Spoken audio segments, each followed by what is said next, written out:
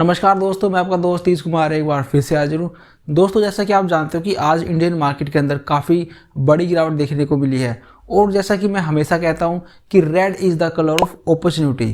तो ऐसे में देखिए, मुझे पता है कि आपने इंडियन मार्केट के अंदर काफ़ी इन्वेस्टमेंट करके रखा होगा, लेकिन आज हम इंडियन मार्केट की बात नहीं करेंगे। आज हम बात करेंगे इंटरनेशनल मार्केट में हमें क्यों इन्वेस्ट करना चाहिए। तो इंडियन इक्विटी मार्केट केवल 3% है ग्लोबल इक्विटी मार्केट का मार्केट कैप के लिहाज से। इसके अलावा इंडियन इक्विटी मार्केट के अंदर IT consulting company, oil and gas, बैंकों का ही आपको दबदबा देखने को मिलेगा। जबकि इंडिया के बाहर काफ़ी सारे देखिए चेंजेस हो रहे हैं और वहाँ पर काफ़ी बड़े बड़े मेगा ट्रेंड अभी चल रहे हैं। तो अगर हमें उन सबको कैप्चर करना है तो हमें फिर वैसी ही कंपनियों में हमें इन्वेस्ट करना होगा। बट अनफॉर्चुनेटली अभी इंडिया के अंदर ऐसी कुछ ज़्यादा कंपनियां अवेलेबल नहीं है। तो देखिए, पास्ट में हमारी लाइफ को चेंज किया है कंप्यूटर, इंटरनेट, ऑनलाइन शॉपिंग को, जबकि आने वाले समय में electrical vehicle, cyber security, robotics, artificial intelligence, virtual reality जैसे मेगा ट्रेंड हमारे जीवन को चेंज करने वाली हैं। जबकि इंडिया के अंदर ऐसी कुछ खास कंपनियां अवेलेबल नहीं है।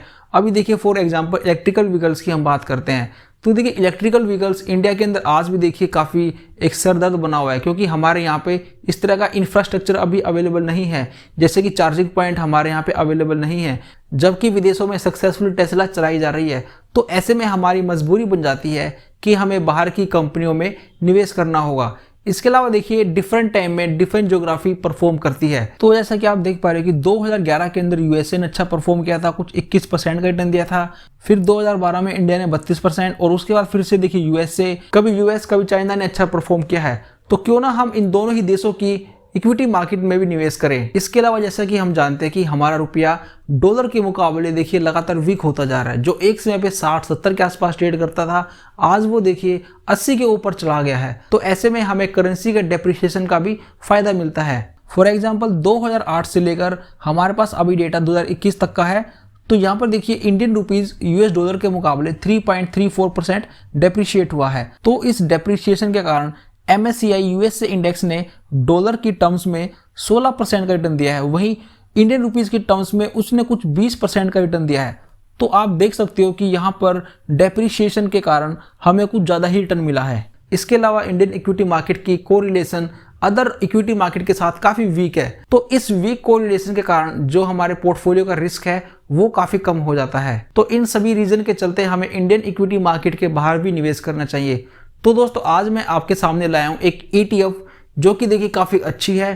तो सबसे पहले मैं आपको बताना चाहूंगा कि व्हाट इज ETF। तो दोस्तों, ETF का मतलब होता है एक्सचेंज ट्रेडेड फंड। तो देखिए, जिन बिगिनर इन्वेस्टर को ये नहीं पता कि उन्हें कौन सा शेयर लेना चाहिए, किस समय पे उसे बेच देना चाहिए, तो उनके लिए देखिए एक काफ़ी अच्छा इंस्ट्रूमेंट बनाया गया है जिसका नाम है म्यूचुअल फंड। तो देखिए, जो ETF है वो भी देखिए म्यूचुअल फंड की तरह ही होता है, पर दोनों में जो मेन रीजन है वो देखिए, म्यूचुअल फंड की जो NAV है वो मार्केट के बंद होने के बाद ही डिसाइड होती है। वहीं पे ETF को आप मार्केट आवर्स के दौरान कभी भी आप उसको खरीद और बेच सकते हो, एकदम ऐसे जैसे हम स्टॉक्स को बाय या सेल करते हैं। इसके अंदर आप इंट्राडे ट्रेडिंग भी कर सकते हो। इसके बाद दोस्तों, मैं आपसे एक सवाल पूछता हूँ कि क्या कभी आपका मन नहीं करता कि आप भी एप्पल, गूगल, माइक्रोसॉफ्ट, टेस्ला जैसे शेयर से पैसा लगाओ? तो अगर आपका मन करता है तो दोस्तों, आज मैं आपके सामने जिस ETF को लेकर आया हूँ दोस्तों, उसका नाम है मिराई एसेट्स फांग प्लस ETF। तो दोस्तों, इसके अंदर देखिए, जो मिराई एसेट्स है वो एक म्यूचुअल फंड कंपनी का नाम है। वहीं पे NYSE का मतलब है न्यूयॉर्क स्टॉक एक्सचेंज। उसके बाद फैंग प्लस एक इंडेक्स है जिसके अंदर काफ़ी बड़ी बड़ी कंपनियां लिस्टेड हैं। तो जैसे कि अपने यहाँ पे निफ्टी 50 है या फिर निफ्टी जूनियर है, ठीक ऐसे ही फैंग प्लस भी एक इंडेक्स है यूएस के अंदर। तो ये ETF उस इंडेक्स को फॉलो करती है, जो जैसा वहां पे वो परफॉर्म करेगी वैसे ही सेम हमारी ETF भी परफॉर्मेंस देगी। और इस इंडेक्स के अंदर 10 इक्वल वेटेज कंपनियां हैं जिनके नाम है Apple, Microsoft, Alphabet, Amazon, Tesla, Nvidia, Meta platform जिसका पहले नाम फेसबुक था, अलीबाबा, नेटफ्लिक्स और बाइडू। तो ये 10 कंपनियां इस इंडेक्स के अंदर है। और मैं आपकी इन्फॉर्मेशन के लिए बता दूं, अगर हम इन 10 कंपनियों की मार्केट कैप को जोड़ दें तो दोस्तों वो निकलते कुछ 11 ट्रिलियन डॉलर। सोचिए, इंडिया की GDP केवल 5 ट्रिलियन डॉलर की है। तो इस हिसाब से अगर ये एक देश होता तो आज दुनिया का तीसरे नंबर पे देश होता इन टर्म्स ऑफ GDP। इस इंडेक्स की कंपनियों के पास 202 बिलियन डॉलर कैश में है, जो कि हमारी RBI के पास जो टोटल फॉरेक्स रिजर्व है उसका 31% है। इस इंडेक्स की कंपनियों की नेट इनकम 343 बिलियन डॉलर है, जो कि हमारी इंडियन इक्विटी मार्केट को अगर हम कंबाइन भी कर दे उससे भी ज़्यादा है। इसके बाद हम इसके पास्ट रिटर्न की हिस्ट्री चेक करते हैं तो देखिए NYSE फैंग इंडेक्स ने हमें 32.5% का रिटर्न दिया है जब से इस इंडेक्स की शुरुआत हुई है। वहीं पे नेस्डेक 100 ने कुछ 23.4%, निफ्टी 50 ने इसी दौरान 12% का रिटर्न दिया है। और वहीं पे अगर हम रिस्क की बात करें तो देखिए सबसे ज़्यादा रिस्की भी NYSE फैंग प्लस इंडेक्स, लेकिन जब हम इसका return to risk ratio check करते हैं तो देखिए वो भी NYSE फैंग प्लस इंडेक्स का ज़्यादा है। तो यहाँ पे देखिए 1.2 है, यानी कि अगर आप 1 रुपया लगाओगे तो आपको 1.2 रुपये का आपको प्रॉफिट होगा। वहीं पे निफ्टी में हो सकता है कि हमें केवल 1 रुपया लगाने पे हमें 0.7% का रिटर्न मिले। इसके बाद ईयर वाइज परफॉर्मेंस की बात करें तो NYSE फैंग इंडेक्स ने 2014 के अंदर -2.2% का रिटर्न दिया था। वहीं पे नेस्डेक 100 ने उस साल 8% का रिटर्न दिया था। तो आप यहाँ पे जो डिफरेंट ईयर्स है आप यहाँ पे चेक कर सकते हो। तो भी 2020 में देखिए इस इंडेक्स ने कुछ 108% का रिटर्न दिया था। वहीं पे नेस्डेक 100 ने 52.6 और निफ्टी 50 ने 16% का रिटर्न दिया था। और बाकी रिटर्न्स आप यहाँ पे चेक कर सकते हो। इस इंडेक्स के अंदर जो भी कंपनियां मौजूद हैं सभी को 10-10% का वेटेज दिया गया है, लेकिन यहाँ पे कई बार देखने में आता है कि मार्केट के उठापटक के कारण कुछ कंपनियों का वेटेज काफ़ी ज़्यादा हो जाता है, वहीं पे कुछ का काफ़ी कम हो जाता है। तो ऐसे में इनको हर 3 महीने के बाद रीबैलेंसिंग किया जाता है, यानी कि मान लीजिए किसी का अगर 12% हो गया तो उसको घटा के 10 पे लाया जाएगा, और अगर किसी का 8% हो गया तो उसको बढ़ाकर 10% पे लाया जाएगा। इस इंडेक्स की कंपनियों की price to earning ratio Nifty के अंदर मौजूद जो कंपनियां हैं उनकी प्राइस टू अर्निंग रेशियो से काफ़ी कम है। तो जैसे कि आप देख सकते हो टेस्ला की 12 मंथ की फॉरवर्ड पी इसमें 94.2 की है, वहीं एप्पल की 27.5 है, और बाकी का आप यहाँ पे देख सकते हो।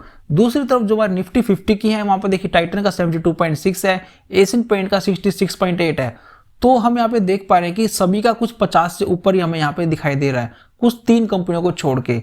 दूसरी तरफ जो हमारा NYSE फैंग प्लस इंडेक्स है उसका आपको कुछ 30 से 40 की एवरेज में आपको दिखाई देगा। और अगर आपको मेगा ट्रेंड को कैप्चर करना है तो मेरे ख्याल से इस ETF को आप अपने पोर्टफोलियो में जगह दे सकते हो। इसके बाद मैं आपको ट्रेडिंग टर्मिनल पे लेके चलता हूं जहां पर हम ये देखेंगे कि हम इस ETF को कैसे बाय या सेल कर सकते हैं। तो दोस्तों इस ETF को सर्च करने के लिए आपको अपने ट्रेडिंग टर्मिनल पे आना होगा और आपको अपने सर्च बार में लिखना होगा यहाँ पे MAFANG। तो यहाँ पे आपको दिखाई देगा यहाँ पे मफांग।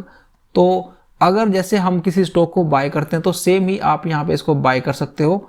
तो जैसे कि अगर हमें जैसे इसको बाय करना है तो हम यहाँ पे बाइंग के ऑप्शन पे जाएंगे और जो भी क्वांटिटी आप यहाँ से इसको बाय कर सकते हो। अभी देखिए मार्केट बंद है तो हम इसको बाय या सेल नहीं कर सकते हैं। तो अभी इसका प्रेजेंट प्राइस चल रहा है 38 रुपये के आसपास, और दोस्तों मैंने इसको कुछ 45 या 50 रुपये के आसपास लिया हुआ है, जो कि मेरी कुछ खरीदारी इसमें 8 से 9 महीने पहले की है। तो दोस्तों मैं उम्मीद करता हूँ कि आज की प्रेजेंटेशन आपको जरूर पसंद आई होगी, और आप इस ETF के बारे में क्या सोचते हो तो वो भी आप मुझे नीचे कमेंट सेक्शन में बता सकते हो। इसके अलावा आपके पास कोई और सुझाव है तो वो भी आप हमें बता सकते हो। तो दोस्तों अब मैं आपसे मिलता हूँ नेक्स्ट वीडियो में, तब तक के लिए टेक केयर, जय हिंद।